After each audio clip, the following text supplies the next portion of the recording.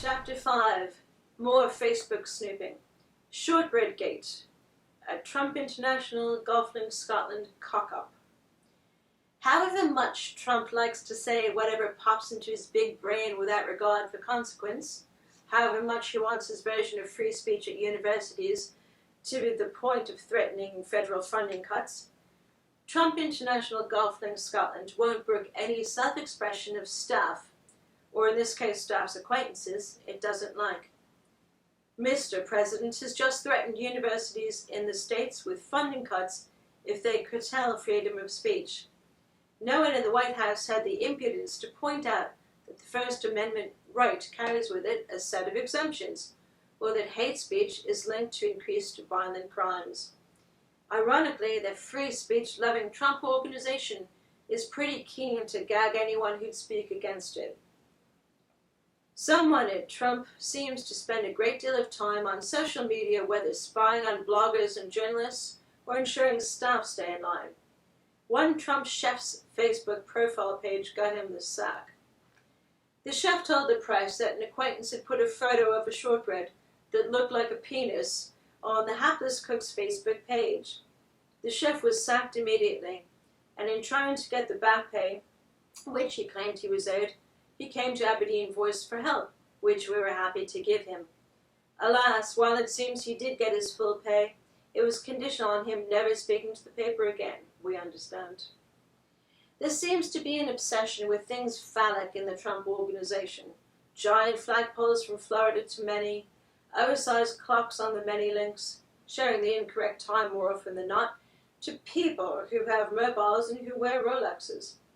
And yet, according to some, e.g. one Ms. S. Daniels, the president has a little tiny weeny button mushroom of a manhood.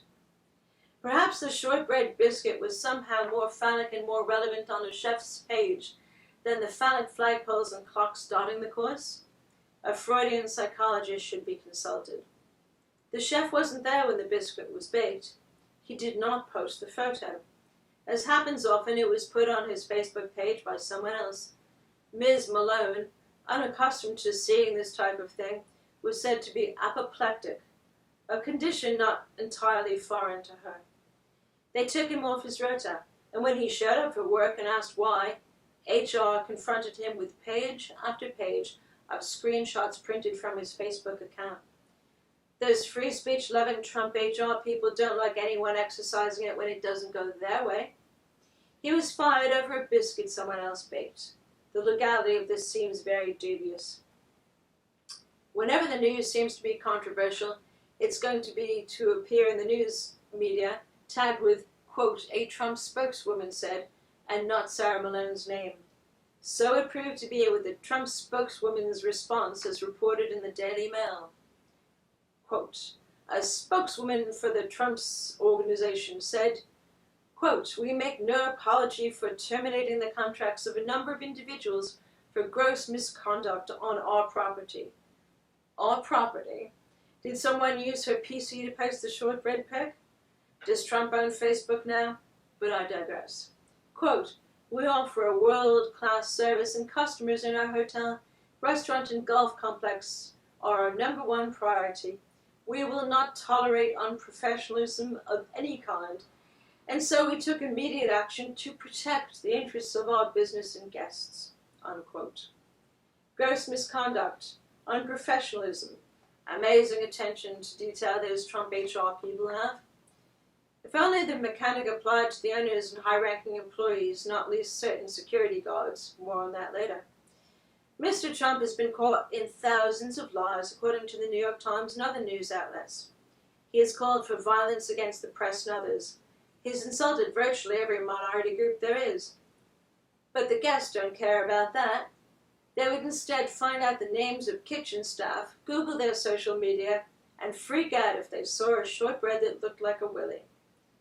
Perhaps the cook already had a verbal written warning. We may never know. But anyone who spends money at Trump or takes their charity is complicit in Trump's exploits. In fairness, the world's greatest golf resort ever has to watch its fantastic reputation, or it could wind up losing its unrivaled six-diamond status. As every reader will know, this is the highest award a resort or hotel can get. The well-known American Academy of Hospitality bestowed the coveted prize on many. The prestigious 6-Diamond Award had never been achieved before. How thrilling is that? For more details of what the award is about, a visit to the awarding body's website shows the Academy trustees. The top row has a photo of one ambassador extraordinaire, Donald Trump.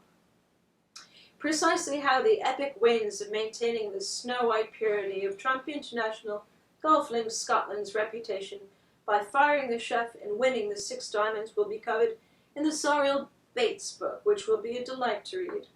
As to the untarnished, spotless moral reputation of Mrs. Sarah Malone Bates, we should all aspire to such heights.